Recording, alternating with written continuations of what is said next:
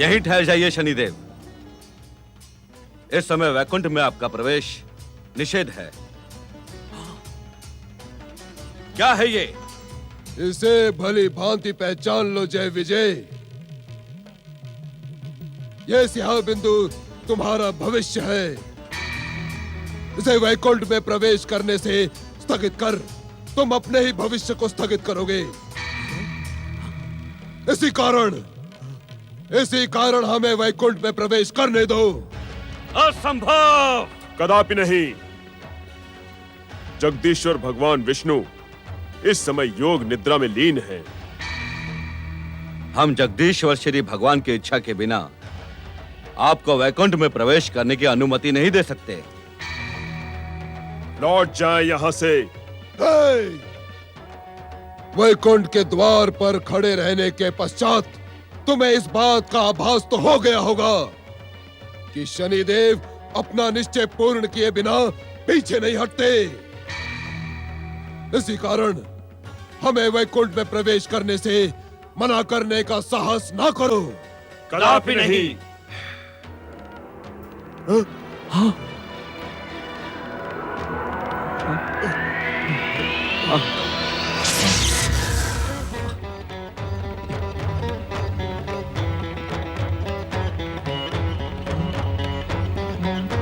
उस शाप का स्मरण करो जय विजय, जो वैकुंठ के महासम्मेलन के अवसर पर विष्णु के अंश अवतार सनकादिक बाल योगियों ने तुम्हें दिया था।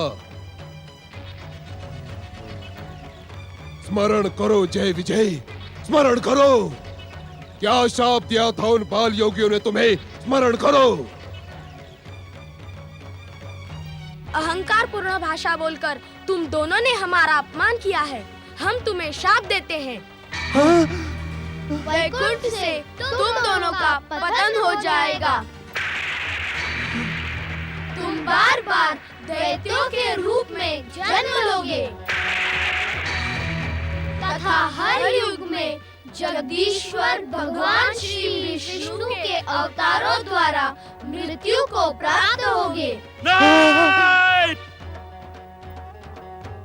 तुम वैकुंठ के द्वार से पतित होकर दैत्य बनने के लिए विष्णु के अंश अवतारों द्वारा शापित हो चुके हो। तुम इस स्याह बिंदु का परिचय ज्ञात करने के इच्छुक थे ना? तो सुनो, आसुरी शक्ति के प्रतीक इस स्याह बिंदु को मैं तुम दोनों के हित के लिए ही वैकुंठ में प्रवेश कराने का इच्छुक हूँ कि जब तुम दोनों दैत्य बनो तो तुम विष्णु द्वारा पीड़ित न हो, तुम्हारी परम शक्ति विष्णु के सम्मुख पराजित न हो। हर मनवंतर में असुरी जाति की संगठित शक्ति से दैत्य जाति जन्म लेती है और तुम दोनों दैत्य जाति के भविष्य के सूत्रधार हो। अपनी ही जाति के उत्थान के मार्ग में अवरोध बनने की मूर्खता ना करो जय विजय। हमें संगठित असुरी शक्ति के साथ वैकुंठ के भीतर प्रवेश करने दो। जय विजय, इसमें तुम्हारा ही हित छुपा है, तुम्हारा।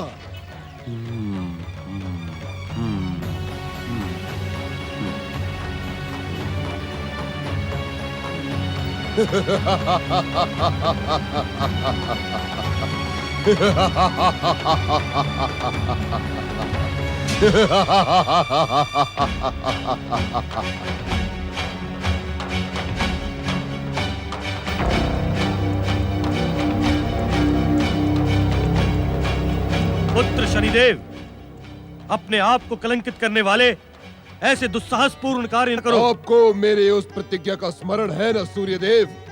वो प्रतिज्ञा जो मैंने आपके सामने धारण की थी।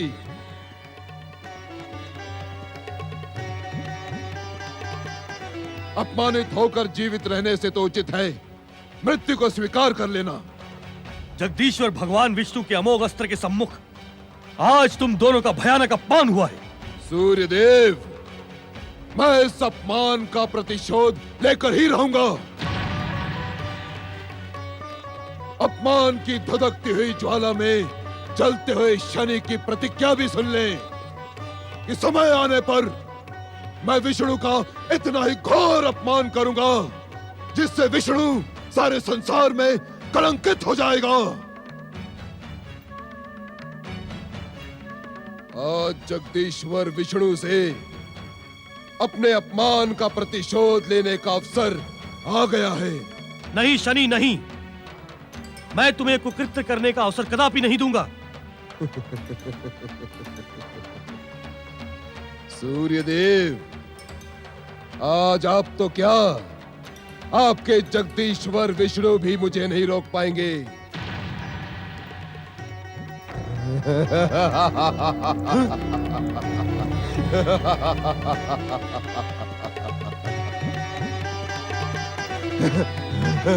ये दुष्टतापूर्ण कार्य ना कर शनि।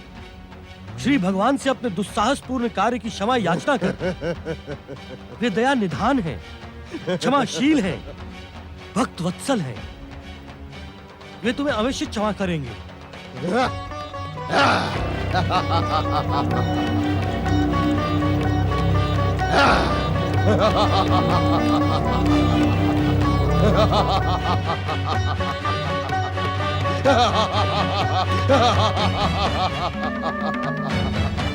मैं जिस उद्देश्य से आया था वो पूर्ण हुआ। ये मेरी भयानक विध्वंसक प्रतिज्ञा का प्रारंभ है। मैं आपको भी चेतावनी देता हूँ सूर्यदेव कि भविष्य में यदि कभी भी आपने मेरे मार्ग में आने का दुस्साहस किया तो परिणाम आपके हित में ना होगा।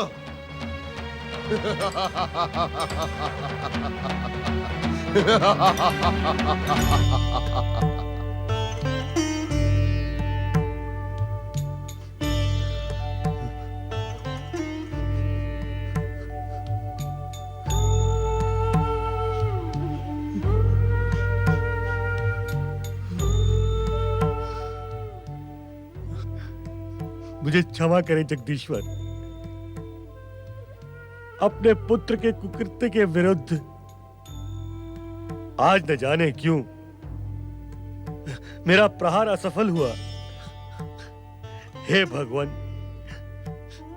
दीनानाथ, इस संसार में आपकी इच्छा के बिना एक कण भी इधर से उधर नहीं होता। शनि के इस दुस्साहस को कहीं आपकी ही प्रेरणा तो नहीं प्राप्त है। संभवतः इसी कारण मेरा प्रहार असफल हुआ। मुझे क्षमा करें दया निधान जगदीश्वर भगवान।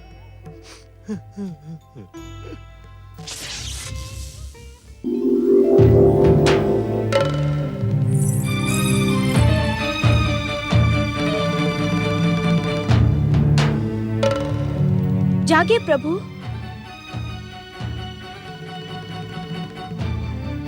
जागे स्वामी जागे। यहाँ कुछ विचित्र घटित हो रहा है। जागे जगदीश्वर जागे।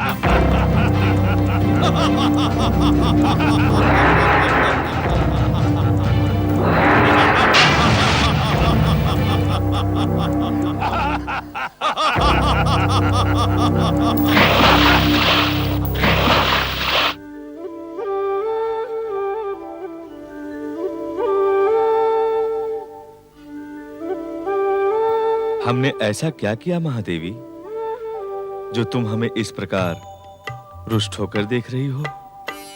इस संसार में जगदीश्वर श्री भगवान की लीला को समझ पाना अत्यंत कठिन है। मेरी लीला? हाँ स्वामी, आपकी लीला, जिसके खेल नित्य नए और निराले होते हैं। किंतु उसमें सदा संसार का कल्याण और भविष्य का संकेत छुपा रहता है महादेवी। इन दो नए प्राणियों में भविष्य का ऐसा कौन सा संकेत छुपा था स्वामी, जो अट्टहास करते यहाँ से भाग गए? हमें कैसे ज्ञात हो महादेवी? हम तो योग निद्रा में लीन थे। स्वामी, मुझसे ये बात छिपी नहीं कि योग निद्रा में रहते हुए भी संसार की हर वस्तु का आपको हर पल ज्ञान रहता है। बताएं ना स्वामी, कौन थे वे दो छोटे से प्राणी जिन्हें आपने कुछ समय पूर्व अपने कानों से प्रकट किया? महादेवी, वे दोनों संगठित असुर शक्ति और मेरे कानों के मैल से शरीर धारण करने वाले दैत्य शक्ति के प्रतीक थे, जिन्हें पाताल की संगठित असुर शक्ति के स्वरूप में लाकर हमारे कानों में प्रवेश कराया गया था। भविष्य में ये दोनों दैत्य भयानक दैत्य शक्ति के सूत्रधार बनेंगे। मैं इस सत्य से अपरिचित नहीं स्वामी। इस संसार में जो कुछ भी घटता है वो आपकी इच्छा तथा लीला के निमित्त ही घटता है। किंतु प्रभु, ये दोनों दैत्य कौन हैं? इनके नाम क्या हैं? ये भविष्य में क्या करेंगे? ये भी तो बताइए। महादेवी, एक साथ इतनी अधिक जिज्ञासा? बताइए ना स्वामी, इनका रहस्य ज्ञात करने को मेरा मन व्यग्र हो रहा है। इन दोनों का नाम मधु तथा कैटभ है। महादेवी, भविष्य में ये दोनों दैत्य हमसे भी अधिक शक्तिशाली सिद्ध होंगे। अर्थात का रहस्य अभी भविष्य के गर्भ में छुपा रहने दे महादेवी।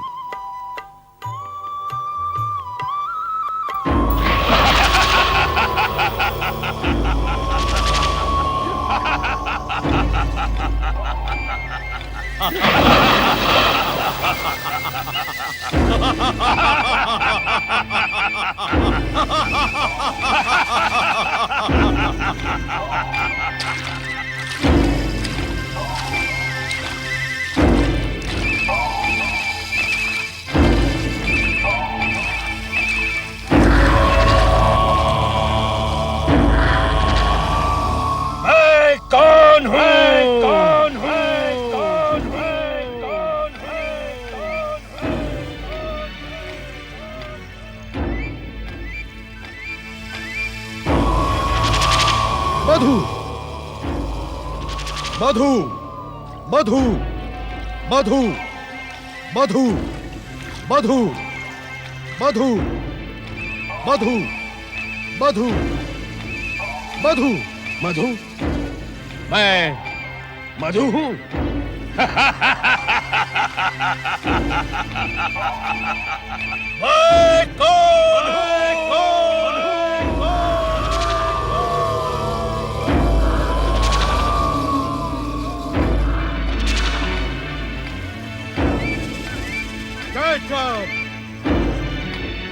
Get up!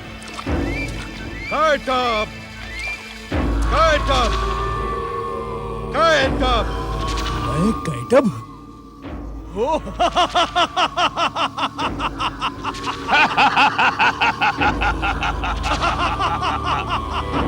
मधु! Get up!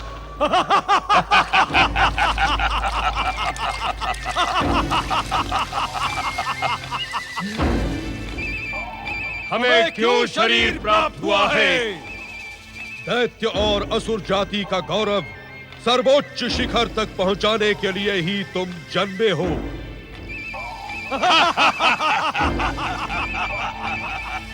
दैत्य जाति, असुर जाति, सर्वोच्च शिखर। क्या हम असुर और दैत्य जाति का गौरव सर्वोच्च शिखर तक पहुंचा सकेंगे? इच्छा होने पर तुम कुछ भी कर सकोगे।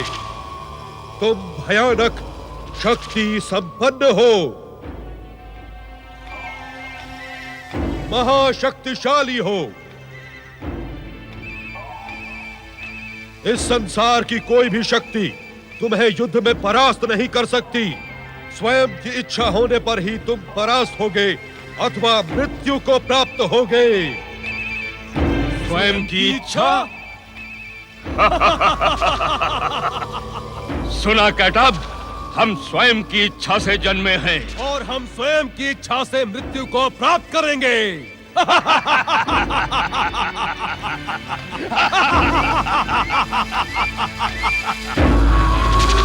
हम मृत्यु की इच्छा करेंगे ही नहीं और हम परास्त होंगे ही नहीं।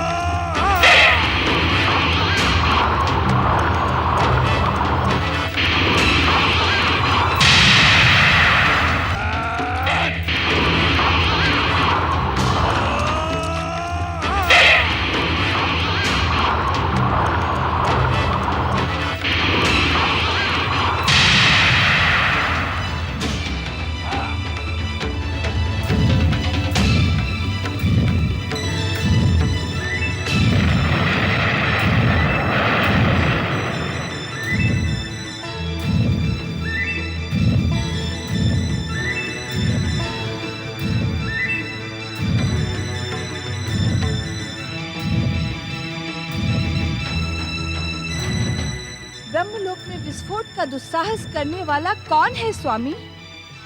क्या आप अग्नि से उत्पन्न ताप का अनुभव नहीं कर रहे हैं? ये अट्टहास कौन कर रहा है स्वामी? अग्नि का ताप, विस्फोट और अट्टहास के भयानक स्वर ने ही हमारा ध्यान भंग किया है। ये दुस्साहस किसका है स्वामी? मेरा ध्यान भंग करने की सामर्थ्य रखने वाला ये दुस्साहसपूर्ण कार्य निश्चित ही किसी महाभयानक शक्ति संपन्न जीव का है। आप तो सृष्टि करता है स्वामी। आप द्वारा निर्मित सृष्टि में ऐसा दुस्साहस किसका है? देवी सरस्वती, संसार के सम्मुख ऐसा दुस्साहसपूर्ण कार्य करने वाले प्राणियों को हमने उत्पन्न नहीं किया है। प्राणियों? हाँ देवी, ब्रह्मलोक में ऐसा दुस्साहसपूर्ण कार्य करने की सामर्थ्य रखने वाले एक नहीं, दो प्राणी हैं।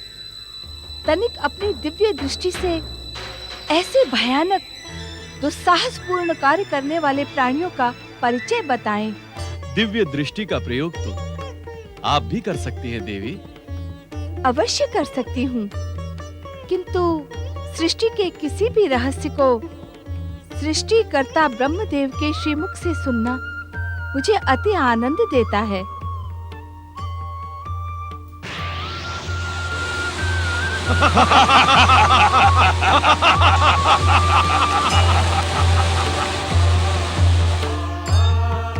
देवी, इन दोनों प्राणियों का उद्भव आसुरी शक्ति से प्रेरित है। किंतु इन दोनों प्राणियों का परिचय क्या है स्वामी?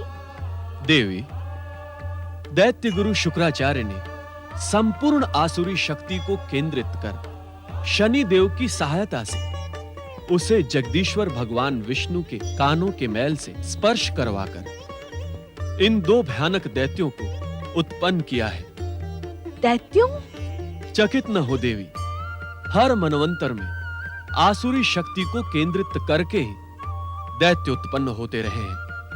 किंतु वर्तमान मनवंतर में इन दैत्यों का भविष्य क्या होगा स्वामी? अंतिम विजय तो सत्य की ही होगी। ये विधि का निश्चित विधान और ब्रह्मा का अटल वाक्य है। किंतु क्या स्वामी? उस अंतिम पराजय से पूर्व ये दोनों भयानक दैत्य सृष्टि व्यवस्था को छिन्न भिन्न कर देंगे। अपनी भयानकता से संपूर्ण संसार को भयभीत कर देंगे। सृष्टिकर्ता ब्रह्मदेव की इच्छा के विरुद्ध सृष्टि में ये कैसा अनर्थ हो रहा है? इसे रोकिए स्वामी, इसे रोकिए। इन्हें रोकने की व्यवस्था तो अवश्य होगी देवी, किंतु उससे पूर्व हम स्वयं जाकर इन दोनों भयानक दैत्यों को पाताल में निवास करने का परामर्श देंगे।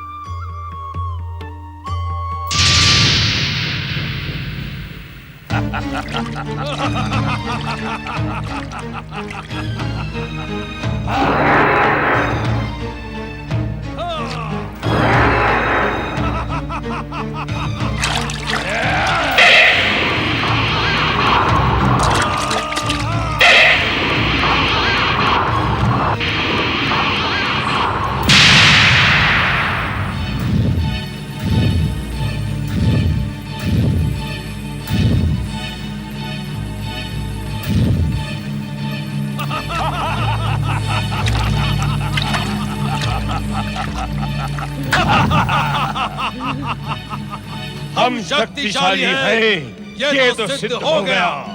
किंतु हम शत्रु को परास्त कर सकते हैं अथवा नहीं। जब शत्रु मिलेगा तब सिद्ध होगा ना।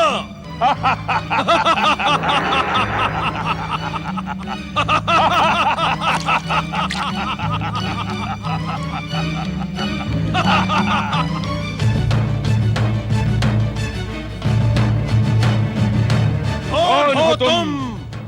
तुम दोनों कौन हो? पहले प्रश्न हमने किया है और इस कारण पहले उत्तर भी तुम ही दोगे।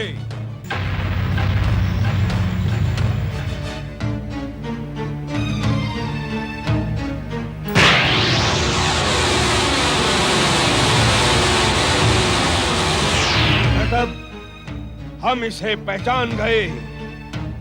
हमारी आसुरी दृष्टि से कुछ भी छिपा नहीं रह सकता।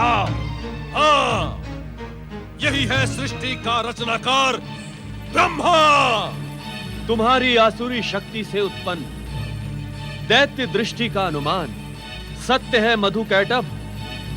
मैं ही अखिल सृष्टि का रचनाकार परम पिता ब्रह्मा हूँ। यहाँ क्यों आए हो? तुम्हें ये परामर्श देने कि असुरों और दैत्यों के लिए पाताल का स्थान निश्चित है। तुम दोनों जाकर अपने दिव्य दैत्य शक्तियों के साथ पाताल में निवास करो। पाताल में निवास करें? क्यों? क्योंकि सृष्टि रचना के समय हमने देवताओं को स्वर्ग, मनुष्यों को पृथ्वी तथा दैत्यों और असुरों के लिए पाताल की ही रचना की थी। तो तुम हो जिसने महान आसुरी शक्ति को पाताल के अंधकार में बंदी बनाने का दुस्साहस किया है। तुम्हारे इस दुस्साहसपूर्ण अन्याय को हम कदापि क्षमा नहीं करेंगे। हाँ, हम कदापि क्षमा नहीं करेंगे। हम तुम्हें दंड देंगे। हाँ हाँ, दंड देंगे। इसका परिणाम तुम्हारी मृत्यु होगी मधुकैटभ।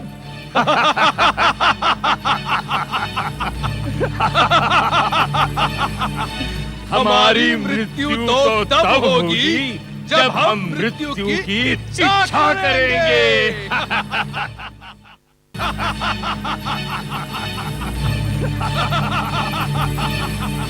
हमारी मृत्यु तो तब होगी जब हम मृत्यु की इच्छा करेंगे। ये हमारी मृत्यु की बात कर रहा है कैटभ। क्यों न हम इसकी ही मृत्यु ला दें? हाँ हाँ, हम इसको ही मार देंगे।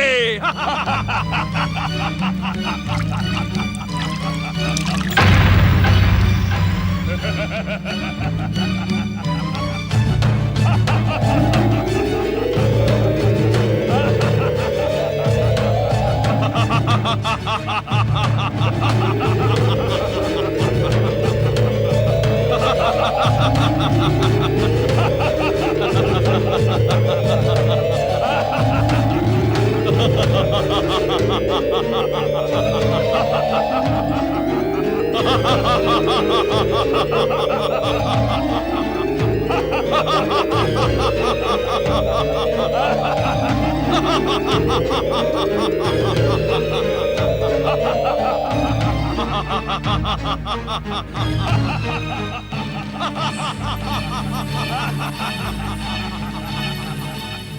इसे शरीर के मध्य दबाकर पीस डालेंगे, टुकड़े टुकड़े कर देंगे। हाँ हाँ, हम इसे पीस डालेंगे।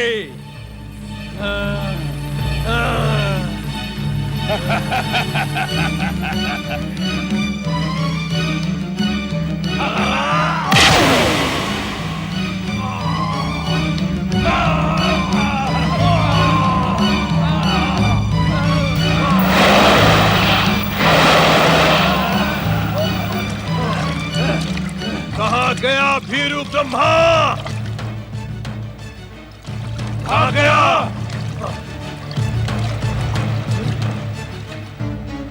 वो रहा भीरू ब्रह्मा। आओ, हम उसे अपनी आसुरी शक्ति से जलाकर भस्म कर दें। हाँ।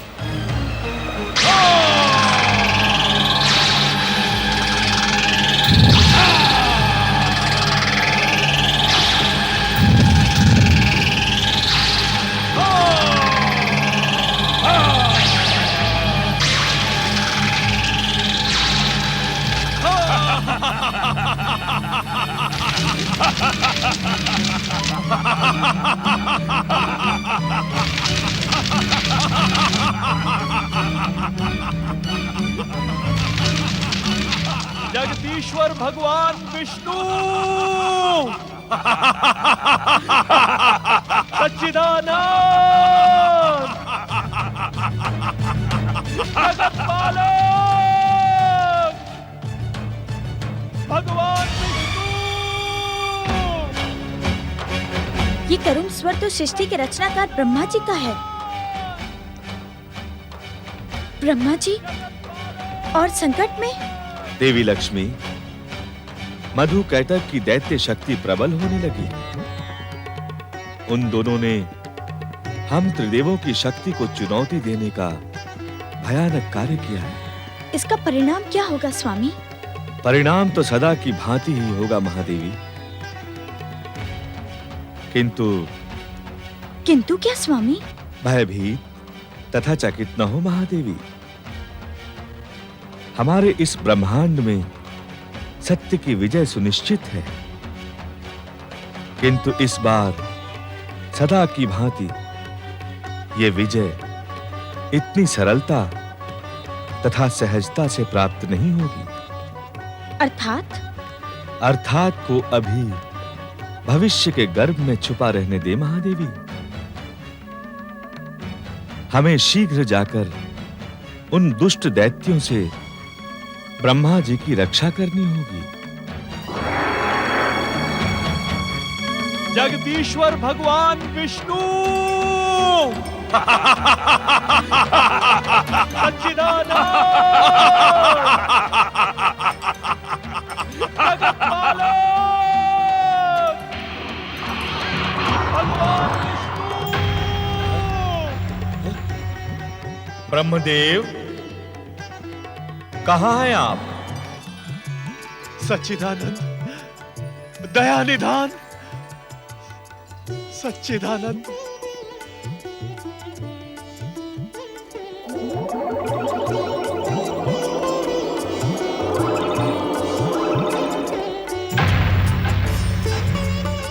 सच्चिदानंद, हे सच्चिदानंद, दया निधान, जगदीश्वर श्री भगवान, हमें ज्ञात है इन दोनों भयंकर दैत्यों की आसुरी शक्ति आपके कान के मैल का स्पर्श पाकर और अधिक भयानक हो उठी है। हे कमल नयन, इनका संहार केवल आप ही कर सकते हैं।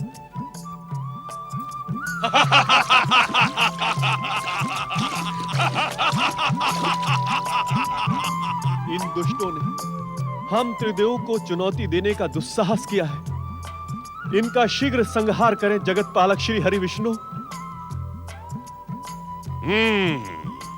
तो ये भी त्रिदेवों में से एक है। तुमने इसे पहचाना नहीं मधु? ये वही है जिसके कानों से हम दोनों बाहर आए थे। हाँ, ये वही है और अब हमें इसका नाम भी ज्ञात हो गया है, जगदीश्वर विष्णु। भैया मधु, ये ब्रह्मा हमारे साथ छल करके वीरों की भांति युद्ध से भाग गया था। हाँ कैटब, अब ये विष्णु की शक्ति प्राप्त करके हमें चुनौती देने का दुस्साहस कर रहा है। इस ब्रह्मा के कारण ही हम जल में गिरे थे। अब इसे नहीं छोड़ेंगे। हाँ हाँ, नहीं छोड़ेंगे। ब्रह्मा विष्णु का साथ पाकर 1 से 2 हो गए हैं। तो क्या तीनों के तीनों त्रिदेव भी आ जाएं, तो हमारी भयानक दैत्य शक्ति के सम्मुख पराजित ही होंगे।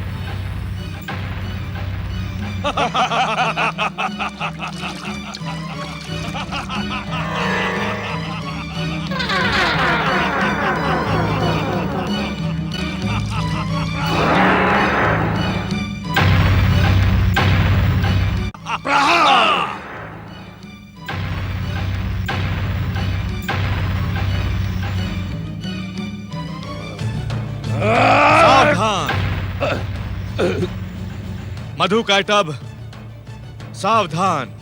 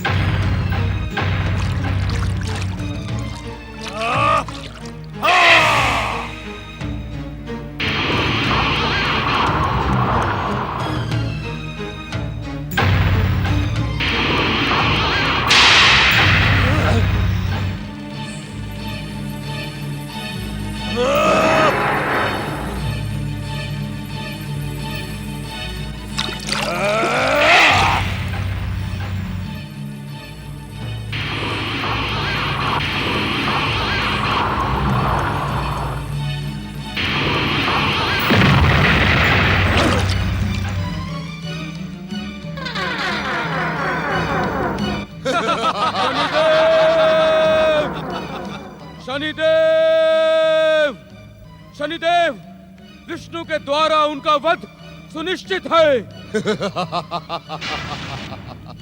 किसकी बात कर रहे हो तुम राहु? मधु कैटव की। तुम्हारी मति तो नहीं मारी गई राहु।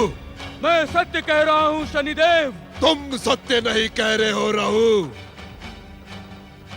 मधु कैटव के साथ असुरी शक्ति, शनिदेव की शक्ति और स्वयं विष्णु की शक्ति केंद्रित है। विष्णु अकेले उन्हें परास्त नहीं कर सकता। मधु कैटव ने आपकी कृपा से ब्रह्मा को युद्ध क्षेत्र से हीरवों की भांति भागने पर विवश कर दिया, किंतु विष्णु के शस्त्रों के सन्मुख वे पराजित हो रहे हैं। आप स्वयं अपने दिव्य दृष्टि से देखें शनिदेव।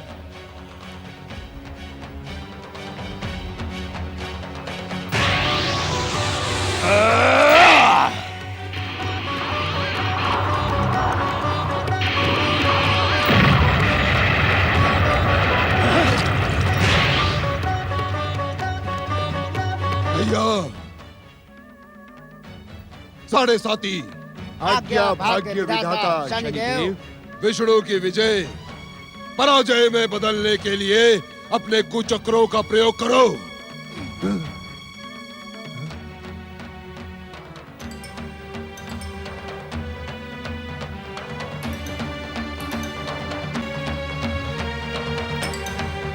क्या हो गया तुम्हारी शक्तियों को?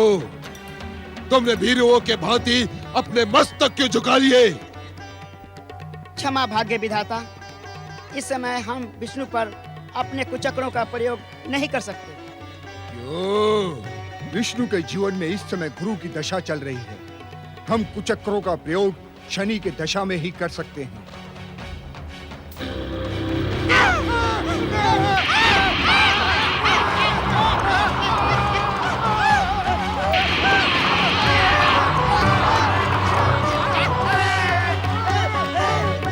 युद्ध के समय अपनी शक्ति क्षीण करना अनुचित है शनिदेव। राहु, मुझे शिक्षा देने का दुस्साहस न करो। किस अपराध का कितना दंड देना है मैं भली भांति जानता हूँ।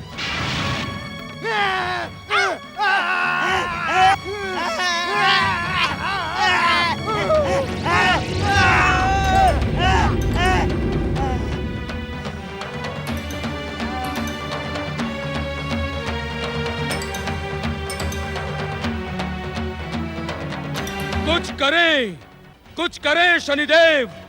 यहाँ प्रपंचों में ही उलझे रहे तो वो विष्णु उनका वध कर देगा। असंभव, असंभव।